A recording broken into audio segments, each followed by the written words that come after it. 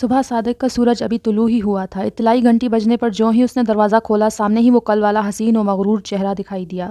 Lawrence کہاں ہے؟ وہ بڑے استحقاق سے پوچھ رہی تھی۔ اپنے من پسند شخص کی جگہ نظام کا منہ دیکھ کر اس کا خراب موڈ کچھ اور بھی بگڑا تھا۔ وہ یہاں نہیں ہے۔ ویسے داد کی مستحق ہیں آپ، جو اس کے پیچھے پیچھے ہمارے گھر تک چلی آئیں۔ ریکارڈو نے بھرپور جوابی حملہ کیا تھا۔ شٹ اپ، مجھے تمہارے جیسے کہ منہ نہیں لگنا۔ تم اسے بلواؤ یا تو پھر مجھے اس کا پتہ بتا دو جہاں وہ ہے، میں خود جا کر مل لوں گی۔ ایزابیلا کا انداز بھی قدرے اکھڑا ہوا اور نخوت بھرا تھا۔ اس بات پہ نظام نے ادھ کھلے دروازے پہ بازو رکھ کے سر تا پیر اس کا جائزہ لیا۔ اس کے یوں دیکھنے پر وہ جل بھن گئی۔ اب گھور کیا رہے ہو؟ جو کہا ہے وہ کرو، وہ حکم دینے لگی۔ بڑے بڑے ڈھیٹ دیکھے مگر آپ جیسا نہیں دیکھا۔ بہتر ہوگا آپ باعزت طریقے سے یہ چوکٹ چھوڑ دیں، ورنہ اس کے علم میں اگر آ گیا کہ آپ اس کی چاہت میں گھر کے چکر لگا رہی ہیں تو وہ ہرگز بھی اچھے طریقے سے پیش نہیں آئے گا۔ نظام نے لورنزو کا حوالہ دے کر اسے خبردار کیا تھا۔ ایزابیلا اس کی بات مکمل ہونے پر طنزیہ مسکرائی۔ ہیلو مسٹر ہو سو ایور، تم ابھی مجھے ٹھیک سے جانتے نہیں ہو۔ میں ہوں ایزابیلا ولیریس۔ تمہارے دوست کو چاہیے کہ مجھ پہ بگڑنے کے بجائے وہ اپنی خوش نصیبی کو سراہے کہ میں نے اسے پسند کیا ہے۔ اپنے کھلے بالوں کی لٹ ایک ادا سے جھٹکتے ہوئے وہ خود پسندی کی انتہا پر تھی۔ نظام نے جب دیکھا کہ وہ ٹس سے مس نہیں ہو رہی تو اس نے وہیں کھڑے کھڑے ایک اور ترکیب سوچ لی۔ صوفیہ بیٹا، ذرا یہاں آنا۔ اس کی جانب دیکھتے ہوئے اس نے اندر سے بچی کو آواز دی تھی۔ ایک لڑکی کا نام سن کر ایزابیلا کو کچھ انہونی سی محسوس ہوئی۔ بولو کنگ پن۔ دروازے پر موجود اس کے بازو کے نیچے سے نکل کر وہ ان دونوں کے درمیان موجود ہوئی تھی۔ نظام نے اس کا رخ موڑ کر سامنے کی جانب کر دیا جہاں وہ کھڑی تھی۔ بچی ایک حسین لڑکی کو وہاں پا کر حیران ہوئی۔ اس سے ملیے، یہ ہے صوفیہ، لورنزو کی بیٹی۔ فاتحانہ مسکراہٹ چہرے پر سجائے اس نے اس کا تعارف پیش کیا تھا۔ اب جو اس نے سنا وہ اس کی توقع سے بھی بڑھ کر تھا۔ ایزابیلا کا چہرہ دھواں دھواں ہو گیا تھا۔ اسے اپنی سماعتوں پہ یقین نہ آیا تھا۔ نظریں جھک کر آپ ہی آپ اپنے سامنے کھڑے اس چھوٹے سے وجود پر آ ٹھہری۔ اسے اسکین کرتے ہوئے وہ اس میں لورنزو کی کوئی شباہت تلاش کر رہی تھی۔ صوفیہ کی سیاہ آنکھیں اور بالوں کا رنگ ہو بہو لورنزو جیسے ہی تھے۔ کوئی بھی دیکھتا تو صوفیہ کو بآسانی اس کی بیٹی تسلیم کر لینے پر مجبور ہو جاتا۔ بہت کچھ ٹوٹا تھا اس کے اندر اس چھوٹی سی لڑکی کو دیکھ کر۔ اس کے اعتماد سے اٹھے شانے اس پر ڈھیلے پڑے تھے۔ I'm sorry, good bye. اس سے قبل کہ وہ خود پر سے قابو کھو کر وہیں آنسو بہانے لگتی، عجلت میں الوداعی کلمات کہہ کر وہ مڑی تھی اور تیز قدموں سے چلتی ان کے گھر سے فاصلے پر کھڑی گاڑی کی طرف بھاگی تھی۔ اسے جاتے دیکھ کر وہ مطمئن ہو گیا۔ چلو اندر چلتے ہیں۔ بچی کو بازوؤں میں بھر کر نظام نے دروازہ بند کر دیا۔ سیڑھیاں اترتے ہوئے عکس وہیں ٹھہر گیا تھا۔ بتاتے کیوں نہیں، کیا وہ ڈیڈ کی مسٹریس تھی؟ وہ بچی اپنی عمر سے بڑا سوال پوچھ کر اسے حیران کر گئی تھی۔ صوفیہ، تمہیں پتا بھی ہے مسٹریس کہتے کس کو ہیں؟ نظام نے اپنے گھٹنے پر براجمان اس آفت کی پڑیا کو شاکی نظروں سے گھور کر پوچھا۔ ہاں پتا ہے، وہ مزے سے بولی۔ اچھا تو بتاؤ کون ہوتی ہے؟ ریکارڈو نے گویا چیلنج دیا۔ جو ڈیڈ لوگوں پہ جادو چلاتی ہے۔ اس نے جھجکتے ہوئے اس قدر معصومانہ انداز میں بتایا کہ نظام سمیت عکس بھی اپنی ہنسی بمشکل روک پایا تھا۔ او افلاطون، تمہیں یہ باتیں کس نے سکھائیں؟ وہ پوچھے بنا نہ رہ سکا۔ موم اپنی روم میٹ سے کہتی تھی کہ ان کی فرینڈ نے ڈیڈ پر جادو کر کے انہیں ہم سے دور کر دیا ہے۔ وہ چھوٹا سا منہ پھلائے سر جھکا کر اداس سی ہو گئی۔ یہ پہلی بار تھا کہ صوفیہ نے اپنی ماں سے متعلق پوچھے گئے کسی سوال کا جواب واضح دیا تھا، ورنہ تو وہ اکثر ایسے سوالوں پر سر جھکائے خاموشی اختیار کیے رکھتی تھی۔ تمہاری موم کی فرینڈ؟ کون سی فرینڈ تھی وہ جس نے تمہارے ڈیڈ کو تمہاری موم سے دور کر دیا؟ کیا نام تھا اس کا؟ نظام خود بھی یہ پوچھتے ہوئے حیران تھا۔ بھلا ایسی کون سی لڑکی تھی لورنزو کی زندگی میں جس کا علم اسے بھی نہ تھا؟ عکس خاموشی سے وہیں سیڑھیوں پر بیٹھ گیا۔ وہ ان کی ذاتی گفتگو کے بیچ نہیں آنا چاہتا تھا۔ اس کا چہرہ مار کی وجہ سے آج کچھ اور بھی سوج گیا تھا۔ اس پر اس نے ڈاکٹرز کا تجویز کردہ مرہم لگایا تھا۔ گیسٹ روم میں پڑے پڑے وہ تھک گیا تھا، اسی لیے باہر نکل آیا۔ ایزابیلا سے ہوئی نظام کی باتیں اس نے نہ سنی تھی۔ نظام کے اس سوال پر اب کی بار وہ خاموش رہی تھی۔ بتاؤ پھر ہم مل کر اس آنٹی کے ذریعے تمہاری موم کو ڈھونڈیں گے اور اس کے بعد ہم سب ساتھ رہیں گے ہیپی فیملی بن کر۔ اس نے اسے بہلانے کی کوشش کرتے ہوئے کسی طرح بلوانا چاہا۔ صوفیہ پیشانی پر بل ڈالے نفی میں سر ہلانے لگی۔ اگر میں نے موم کا بتا دیا تو ڈیڈ مجھے اپنے ساتھ نہیں رکھیں گے۔ ایسا کچھ نہیں ہوگا، آئی پرومس، نظام نے یقین دلایا۔ جھوٹ، مجھے پتا ہے ڈیڈ کو میں پسند نہیں، وہ مجھے نہیں رکھیں گے۔ یہ کہتے ہوئے وہ روحاسی ہو گئی تھی۔ زینے پر بیٹھے شخص تک ان کی یہ باتیں بخوبی پہنچ رہی تھیں۔ اب اسے اندازہ ہو رہا تھا کہ نظام نے اسے کچھ بھی بتانے سے گریز کیوں برتا۔ لورنزو اور صوفیہ کا رشتہ واقعی بہت مشکل تھا۔ دوسری طرف اسے کسی طرح بھی بتانے پر آمادہ نہ دیکھ کر نظام مایوس ہو گیا۔ اچھا تم چلو، تیار ہو، اسکول جانا ہے نا؟ اسے گود سے اتارتے ہوئے وہ اٹھا تھا۔ کیا وہ چلے گئے کنگ پن؟ نظام کی انگلی تھام کر اپنے کمرے کی جانب جاتے ہوئے وہ غیر ارادی طور پر عکس سے متعلق پوچھ رہی تھی۔ انہیں اسی طرف آتے ہوئے محسوس کر کے وہ گرل کے سہارے بیٹھے سے اٹھ کھڑا ہوا۔ نہیں، ابھی یہی ہیں۔ جو ہی وہ دونوں سیڑھیوں کے نزدیک پہنچے اسے سامنے پا کر چونک اٹھے۔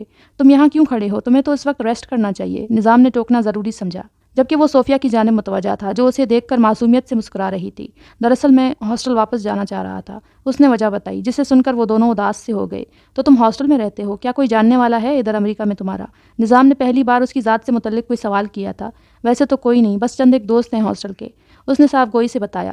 अचानक सोफिया निज़ाम की उंगली छोड़कर खुद से चंद कदम के फासले पर मौजूद उस लंबे से लड़के के घुटने से आ लगी। आप प्लीज़ मत जाएं, वो इतनी लजाजत से कह रही थी कि अक्स से फौरी तौर पर कोई जवाब ही न बन पड़ा। ठीक कह रही है सोफिया, तुम भी यहाँ रहकर हमारा ग्रुप ज्वाइन कर सकती हो, ऑफ कोर्स अगर तुम चाहो तो। निज़ाम ने खुले दिल से ऑफ़र दी थी। वो तज़बज़ब में पड़ गया। Please please. उसकी खामोशी को इनकार जानकर वो उसका पाँव छोड़ के अब बाकायदा मिन्नतों पे उतर आई। बड़ी दिक्कतों से वो उसके सामने झुक और उसकी हिरनी आंखों पर गिरते बाल पीछे हटाए। ठीक है, मैं नहीं जाऊँगा। बोझल आवाज़ में वो ये कहकर अपना फैसला सुना चुका था। हुर्रे! खुशी से नारा लगाते हुए वो उसके गले में छोटे छोटे बाजू हुमायल करके झूल गई। गर्दन पे लगे ज़रबों की वजह से उसे तकलीफ़ तो हुई थी, मगर वो अपना दर्द काबू किए उसकी खुशी देखकर मुस्कुरा दिया था। अक्स के लिए सोफिया का ये वालिहानापन देखकर निज़ाम भी लम्हा भर को हैरत ज़दा हो गया था। उस पल अक्स भी ये नहीं जानता था कि उसे इंसान से हैवान बनाने का सबब वहीं बच्ची बनने वाली थी। बचाओ, प्लीज़ हेल्प मी। भागते हुए वो मदद के लिए जितना ज़ोर से चिल्ला सकती थी चिल्ला रही थी। आसपास से गुजरते चंद गाड़ी वालों ने ये मंजर देखा था, मगर उसके पीछे दौड़ते लड़के के हाथ में चमकती पिस्तौल देखकर उनकी हिम्मत न हुई थी उसकी मदद करने की। वो पीछे मुड़े बगैर जितना तेज़ हो सकता था भाग रही थी। रोको प्लीज़, रिक्शा रोको। करीब से गुजरते रिक्शा वाले की सूरत उसे निजात नजर आई थी, जिसे उसने चीख चिल्लाकर रोक लिया था, जो कि मुआवजाना तौर पर रुक गया। पुलिस स्टेशन ले चलो जल्दी प्लीज़। फूलती सांसों के दरमियान बैठते साथ ही वो बड़ी मुश्किल से बोल पाई। जी। रिक्शा वाले ने कोई सवाल किए बगैर चुपचाप करीबी थाने का रुख कर लिया। हिजाब का सारा ध्यान अपने पीछे आते उस गुंडे पर था। बाहर झांक कर देखने पर वो उसे रुकता दिखाई दिया। मुंह में कुछ बकता रहा और फिर उल्टे कदमों वापस भागा। यकीनी तौर पर अब वो गाड़ी के जरिए उसका पीछा करने वाला था। हिजाब का दिल खौफ से सिमटने लगा। भाई प्लीज़ जल्दी चलाओ। वो रोहासी हो गई थी। हनान का फ़ोन ट्राई किया मगर नॉट रीचेबल आ रहा था। उसी परेशानी में 10 मिनट बाद ही रिक्शा ने उसे थाने के नज़दीक उतारा था।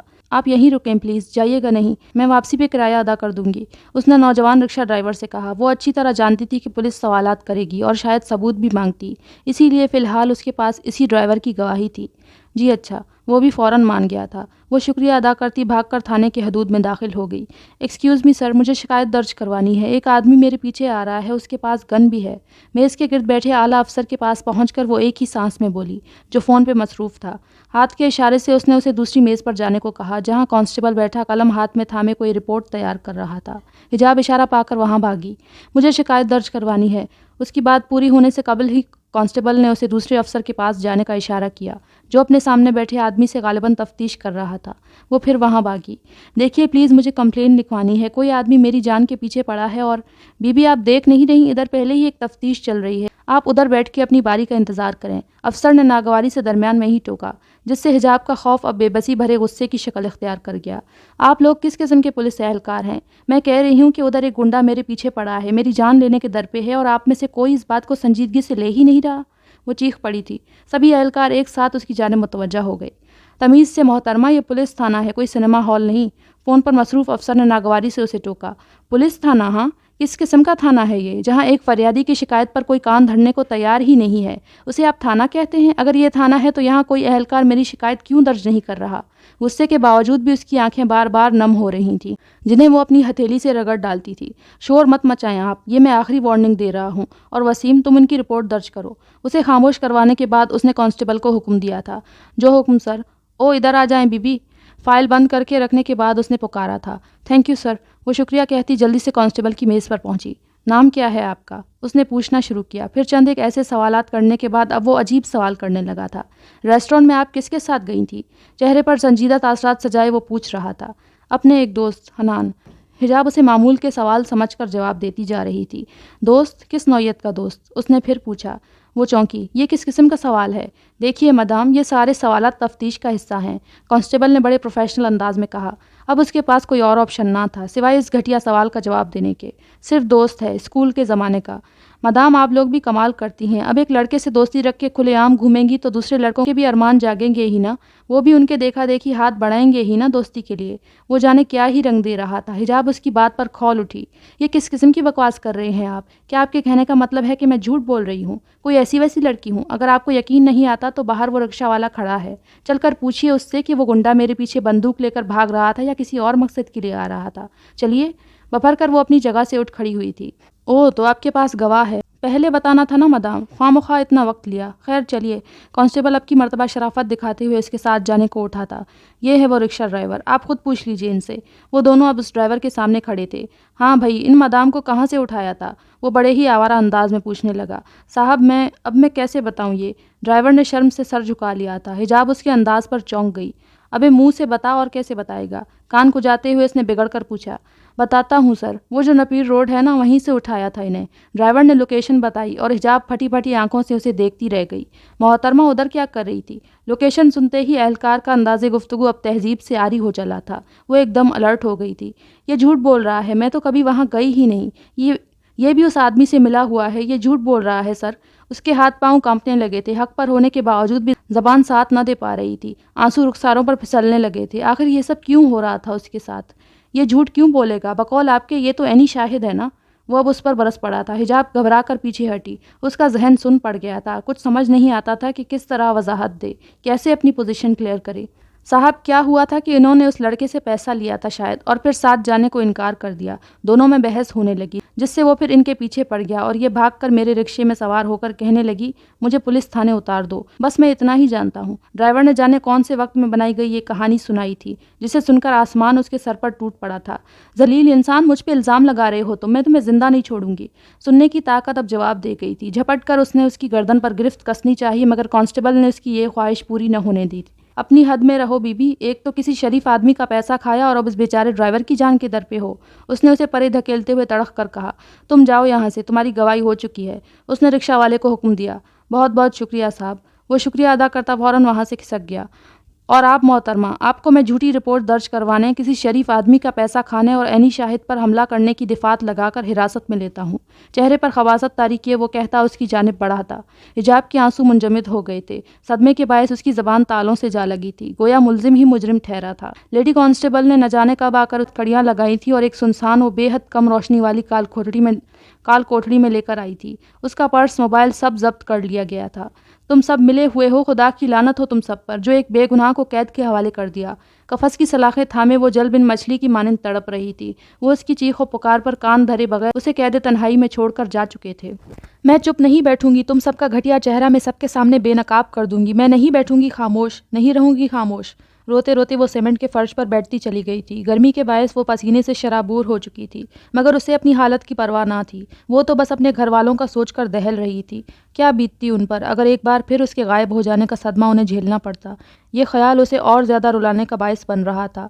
مزید کئی لمحے یوں ہی آہ و زاری میں گزرے تھے کہ جب بھیانک کال کوٹڑی کا نہ جانے کون سا در واہ ہوا تھا اور پھر کھل کر بند بھی ہو گیا تھا۔ حجاب کی سماعتوں نے اگلے ہی پل اپنے پیچھے جوتوں کی ابھرتی آواز کو سنا تھا۔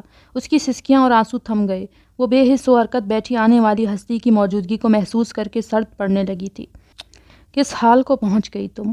اس کی پشت پر کھڑا اس سے نزدیک تر ہو کے وہ اس پر جھکا تھا۔ مقناطیسی آواز اس کے کان سے بے حد قریب گونجی تھی۔ کلون کی مہک نے اس کا رہا سہا خون بھی خشک کر ڈالا تھا۔ وہ پلکیں تک جھپکنا بھول گئی تھی۔ یہ سب کرنے سے پہلے کم از کم اپنے گھر والوں کا تو سوچا ہوتا۔ وہ خاصے جذباتی انداز میں یہ جملہ بول گیا تھا، مگر اس میں چھپا طنز حجاب بخوبی سمجھتی تھی۔ ہتھکڑی پہنے ہاتھوں سے سلاخیں تھامتی وہ اٹھنے کا قصد کرنے لگی۔ اس عمل میں اس کی پشت پر جھولتی پونی ٹیل پیچھے کھڑے شخص کے چہرے سے ٹکرائی تھی۔ لمحے کا کھیل تھا اور ریشمی زلفوں کی خوشبو نے اسے جکڑ لیا تھا۔ اندھیرے میں وہ آنکھیں بند کر کے اپنے آپ کو اس لمحاتی سحر سے آزاد کرنے لگا۔ اس کی کیفیت سے بے خبر وہ گھوم کر اس کے مقابل آئی تھی۔ بالشت بھر کا فاصلہ تھا دو چہروں میں، اندھیرا لیکن اب بھی ان کے درمیان حائل تھا۔ کچھ نہیں کیا میں نے، جو کچھ بھی ہوا ہے اس میں صرف اور صرف تمہارا ہاتھ ہے۔ تم مجھ سے جانے کس بات کا انتقام لے رہے ہو، لیکن میں نے وہ کچھ نہیں کیا جس سے میرے گھر والوں کو یوں شرمندگی سے دوچار ہونا پڑ جائے جیسا ابھی تم نے بیان کیا۔ سچائی پر ہونے نے ہی اسے ذرا ہمت عطا کی تھی۔ تاریکی میں وہ اس کا ہیولا ملاحظہ کر سکتی تھی جو اس کے قریب آتا جا رہا تھا۔ دور ہٹنے کی چاہ میں اس کی پشت قفس کے لوہے کی دیوار سے آ لگی تھی۔ اب سامنے کنواں اور پیچھے کھائی والی بات ہو گئی تھی۔ یہ ذرا سا فاصلہ بھی بانٹ کر وہ اس کے چہرے پر جھکا تھا اور ایک ہاتھ سے اس کے پیچھے موجود سلاخت پر گرفت کسی تھی، یوں کہ وہ مکمل تو نہیں مگر کافی حد تک اس کے وجود کی قید میں آ پھنسی تھی۔ جیل کی در و دیوار جو پہلے ہی حبس زدہ تھے، اب اس قربت نے وہاں جلتی پر تیل کا کام کیا تھا۔ اس دیو کامت شخص کے وجود سے اٹھتی سحر انگیز خوشبو کسی بھی صنف نازک کے حواس سلب کر سکتی تھی۔ حجاب کے لیے سانس لینا دوبر ہو گیا۔ تو تمہارا کہنا ہے کہ تم نے کچھ نہیں کیا؟ ہوں اس کی پیشانی حجاب کے ماتھے پر گرتے بالوں سے مس ہو رہی تھی۔ وہ کچھ کہنا چاہتی تھی مگر گلا ریگستان کی مانند سوکھ کر بنجر ہو چلا تھا۔ صحرا میں چلتی گرم ہواؤں کی مانند اس کی گرم سانسیں حجاب کے لبوں کو بے آب کر کے خشک کیے دے رہی تھیں۔ عجب جنونی انداز تھا، وہ اسے چھوئے بنا بھی وحشی ثابت ہو رہا تھا۔ میری کالز کیوں ڈراپ کرتی ہو؟ کیا اس پرائی شخص کے ساتھ گھومنا تمہاری نظر میں کچھ نہیں ہے؟ کسی مرد سے ایسی بے باکی تمہاری نظر میں کچھ بھی نہیں ہے؟ وہ فورنر کسی انداز میں اردو بول رہا تھا۔ اس کا لہجہ اس قدر برفیلا تھا کہ حجاب کی ریڑھ کی ہڈی سنسنا اٹھی۔ وہ میرا محض دوست ہے، وہ تڑپ کر اپنی صفائی میں بولی تو بس اتنا۔ دوست؟ کیا صرف دوست کے ساتھ راتوں کو باہر جایا جاتا ہے؟ کیا صرف دوست کے لیے یوں سج سور کے نکلا جاتا ہے؟ اگر تم یہ سب جان بوجھ کے کر رہی ہو تو بڑے ہی شرم کی بات ہے، اور اگر تمہیں لگتا ہے کہ وہ مرد تم سے محض دوست بن کر مل رہا ہے تو دنیا میں تم سے زیادہ احمق عورت سے میں آج تک نہیں ملا۔ اس کی آواز نہ تو جلن آمیز تھی اور نہ ہی غسیلی، وہ تو بس سرد تھا، دسمبر کی بے رحم ٹھنڈ جیسا۔ کس حق سے تم میرے کردار کی صفائی مانگ رہے ہو؟ اس کا صبر جواب دے گیا تھا۔ بھلا اپنے لیے اس قدر بے رحم الفاظ کون سہ سکتا ہے؟ وہ جواب کی منتظر تھی، وہ خاموش رہا۔ بتاؤ آخر کس بنیاد پر تم مجھ پہ یوں کیچڑ اچھال رہے ہو؟ لگتے کون ہو تم میرے؟ اس کا لہجہ آنچ دینے لگا تھا۔ وہ جوں اس کے سامنے ڈٹ رہی تھی، دونوں کے گرد ایک دوسرے کا بنا سحر ٹوٹ رہا تھا۔ حجاب اس کے اثر سے نکل کر شیر ہو رہی تھی، جبکہ خود اسے اپنا نفرت نئے سرے سے یاد آ رہا تھا۔ ایک وقت آئے گا جب میں تمہیں اس کا جواب دوں گا کہ آخر کون ہوں میں تمہارا، اور اس دن تم اپنے اس سوال کا جواب جان لینے پر پچھتاؤ گی۔ اپنی بات مکمل کر کے وہ پیچھے ہٹا تھا۔ اس ملاقات کو تم کبھی نہیں بھولو گی، اور نہ ہی میری اب دی جانے والی تنبیہ کو۔ اگلی بار اگر اس محض دوست کے ساتھ تم مجھے کہیں نظر آئی تو یاد رکھنا، نہ تو تمہارے جسم پہ کوئی حجاب رہنے دوں گا اور نہ ہی اس کے جسم پہ کھال۔ روح کو چھلنی کر دینے والے انداز میں وہ اسے خبردار کر کے اندھیرے کا حصہ بن کر کہیں گم ہو گیا تھا، اور اس سے زیادہ وہ اپنے وجود کا بوجھ اٹھائے نہیں رکھ سکتی تھی۔ ڈھہ جانے والی بوسیدہ عمارت کی طرح وہ سختی سے منہ پر ہاتھ رکھتی ہوئی وہیں بے جان ہوتے جسم کے ساتھ فرش پر بیٹھتی چلی گئی تھی۔